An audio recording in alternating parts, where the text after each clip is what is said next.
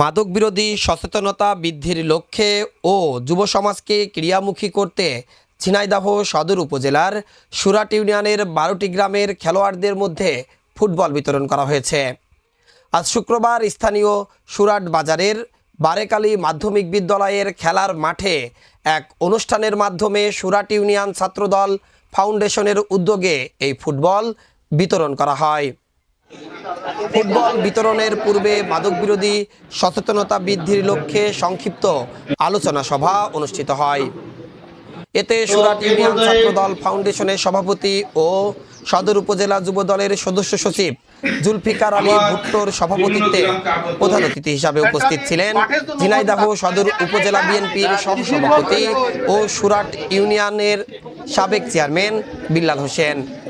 এ সময় বিশেষ অতিথি হিসাবে উপস্থিত ছিলেন সুরাট ইউনিয়ন বিএনপির সাধারণ সম্পাদক মনিরুজ্জামান জোয়ারদার সহ সুরাট ইউনিয়ন ছাত্রদল ফাউন্ডেশনের বিভিন্ন পর্যায়ের দায়িত্বশীল সদস্যরা। মাদক বিরোধী সচেতনতা বৃদ্ধির লক্ষ্যের আলোচনা সভার সঞ্চালনা করেন সুরাট ইউনিয়ন ছাত্রদল ফাউন্ডেশনের সাধারণ সম্পাদক আল মামুন। আলোচনা সভার শেষে সুরাট ইউনিয়নের 12 গ্রামের খেলোয়াড়দের মাঝে ফুটবল বিতরণ করা হয়। সুরাট ইউনিয়ন ছাত্রদল ফাউন্ডেশন 2024 সাল থেকে বিভিন্ন কল্যাণমুখী কাজ করে চলছে। মেধাবী শিক্ষার্থীদের শিক্ষা সামগ্রী বিতরণ, দুস্থদের আর্থিক সহায়তা, চিকিৎসা সহযোগিতা, বৃক্ষরোপণ কর্মসূচি, সচেতনতামূলক সেমিনার সহ নানা সমাজসেবামূলক কাজ করে যাচ্ছেন।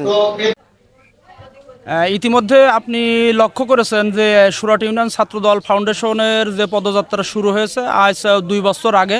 এই 2 বছরের ভিতরে আমরা বৃক্ষরোপণ, সামাজিক সমস্ত কর্মকাণ্ডের সাথে সম্পৃক্ত।